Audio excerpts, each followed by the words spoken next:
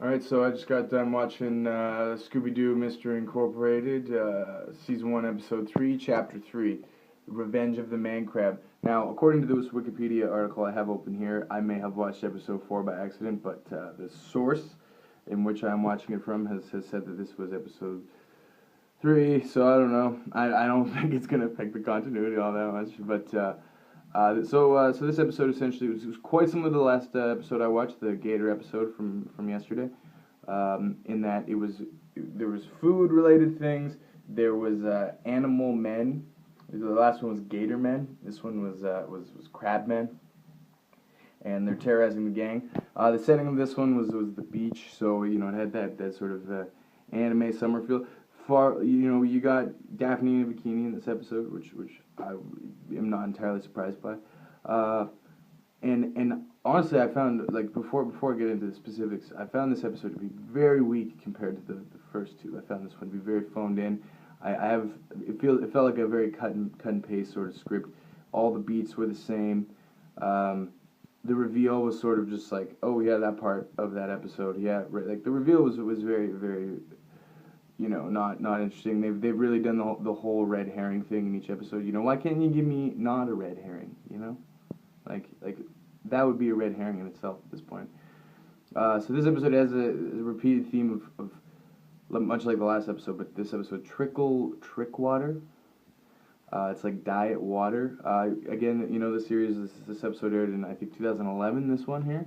Let's see, no 2010. This episode aired in 2010, and so gluten free, blah blah blah. Diet pop, whatever. Just like crazy diets. People reaching new plateaus of obsessive compulsive eating. Very much tackled and parodied in this episode.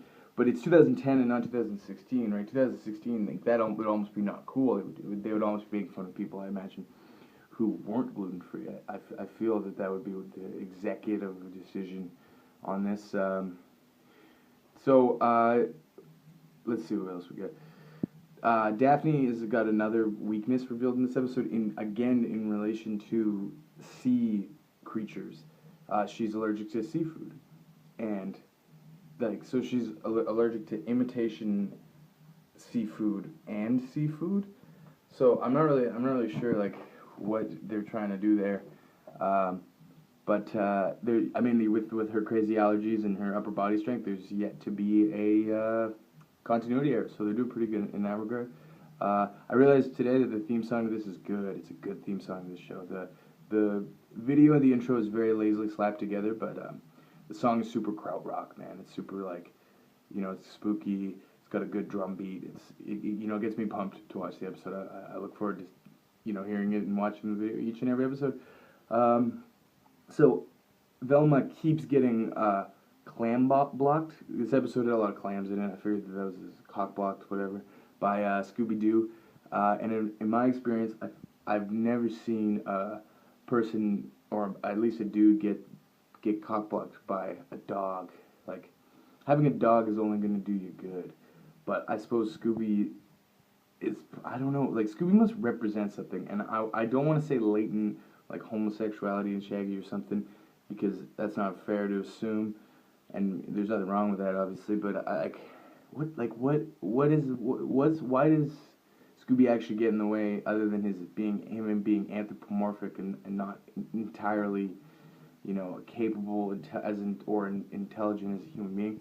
So this episode explicitly, there's this thing you may have heard of called the Bechdel test. I don't know how to pronounce it, but it's where in a work of fiction features at least two women who talk to each other about something other than a man. This episode failed the fuck out of that, but this episode also particularly portrayed Daphne and Velma as far more capable mystery solvers, like athletically, socially, everything, capable than their male counterparts.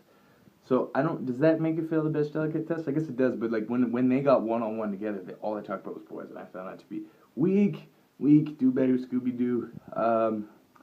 This episode had the highest stakes, definitely. People were getting pulled into the ground with no hope by these crab monsters, and they were getting full-on kidnapped, and it was, I was actually kind of spooked out by that. There's high stakes, but also this is the second episode in a row where Scooby picks a lock with his Scooby nail.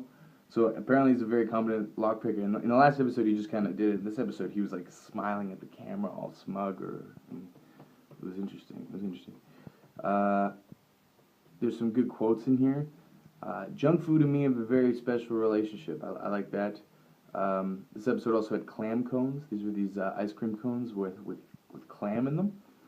That this crazy pirate guy who was very charming, one-off character. This I wish I wrote down his name. I don't know, Skipper or something or other. What would a clam cone taste like? Would that actually be good? Would that be sort of like a sea salt caramel kind of flavor? I may never know. I may need to incorporate this at the cafe I fucking work at. There was another mumble meme in this one. Skipper says some stuff to Scooby, who he refers to as Wolfie in his crazy pirate voice. "Arr, Scooby, matey, I'll solve the problem today. The clam's been shot on this case." And Scooby starts laughing, I have no idea what you're talking about. Mumble meme, man. Fuck. 2010 is shit. It's crazy how something from 2010 in 2016 can seem so dated in so many ways. Fred says to Daphne very, very, Daphne gets kidnapped by the fucking clam man or whatever, not clam man, crab man, and he fuck, I don't want to talk about this anymore. He gets saved by oh man, yeah, he gets really worried that Daphne has been capped or kidnapped, and he's like, "Oh, chairs, that reminds me of Daphne. Oh, books. Daphne read a book once. Oh," and then he's all worried about her, and then Daphne, who really really likes Fred, and Fred is all like, "Oh, we're just friends," but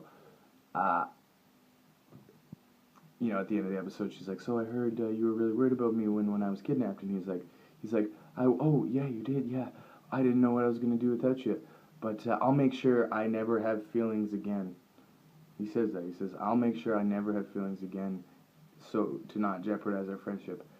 And I keep wondering how old these people are supposed to be, because you saw her in a skimpy bikini, but they're acting like 15, and it's implied that they're in high school, and it's, pick something. Pick an age story, for God's sakes. Yeah, I hope that at some point, like, another character comes in and slams into this 4-person love story where it's just Velma and Shaggy and Daphne and Fred, and somebody gets in there in the Spock line there, and wedges into the love story. I'm hoping that's where this ongoing story takes us. This one had some strange developments in regards to the ongoing story with Mr. E, who's sort of trolling them and whatever. There's also this DJ friend. I don't think I mentioned her. She was in the pilot, and I don't believe she was in the second episode. But she's this groovy-looking African American lady who has a radio show where she plays what sounds like stock G-funk ripoff Dr. Dre-esque beats